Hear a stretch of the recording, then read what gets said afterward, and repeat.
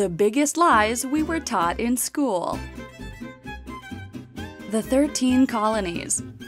The American flag has 13 stripes to represent the original 13 colonies of the United States, but in all actuality, there were only 12 colonies. This is because Delaware was never a separate colony, but in fact it remained part of Pennsylvania, owned by William Penn up until the Revolutionary War. Abraham Lincoln opposed slavery.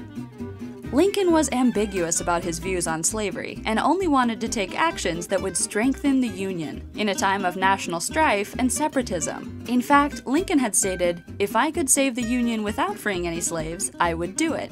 And if I could save it by freeing some and leaving others alone, I would also do that. What I would do about slavery and the colored race, I do because I believe it helped save the Union." Van Gogh's ear. After reviewing historical records and letters, Hans Kaufmann believes that Van Gogh did not cut off his own ear, but rather lost it in a fight. Allegedly, Van Gogh threw a wine glass at Gauguin, and he promptly unsheathed his sword and made quick work of Van Gogh's ear. It's believed that they both made up the story of Van Gogh slicing himself up to save Gauguin from jail time. Human evolution. In a scientific theory where the strong survive and the weak are eliminated, if humans had evolved directly from ancient ape species, there would no longer be any apes left, as humans would have won the survival lottery. There are still apes, which lends to the theory that all great apes share a common ancestor. But at some point in time, the ancestors evolved in separate directions from one another. Thanksgiving.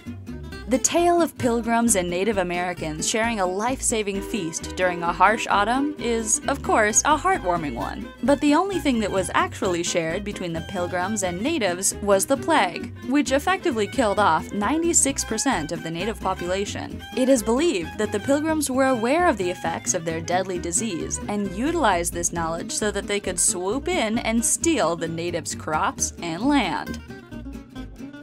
Christopher Columbus. A lot of the stories regarding Christopher Columbus are not true, but most importantly, he did not discover that the Earth was round, and he did not have to convince the Spaniards that he would not fall off the face of the Earth on his attempted voyage to Asia. The Greeks already knew that the Earth was round about 2,000 years before Spain even existed. The Spaniards didn't want to fund Columbus's trip because he was severely underestimating the size of the Earth. In short, they thought he was an idiot. Archduke Ferdinand. It is commonly thought that the assassination of Archduke Franz Ferdinand was the catalyst for starting World War I. While Gavrilo Princip did shoot the Archduke, his actions were simply the final straw in a war that was long time coming. While no historians can actually pinpoint the exact cause of World War I, they do agree that entangled alliances of Western Europe and Pan-Slavism in the East may have set the entire war in motion. And while taking a shot at an Archduke is not exactly the smartest idea, this single incident did not drag the world into a bloody war. Vomitoriums.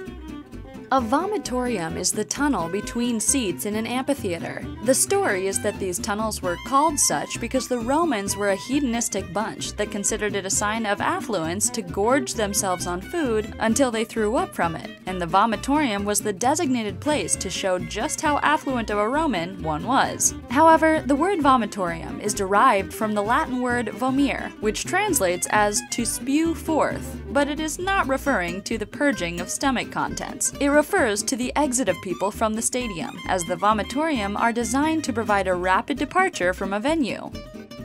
George Washington Carver.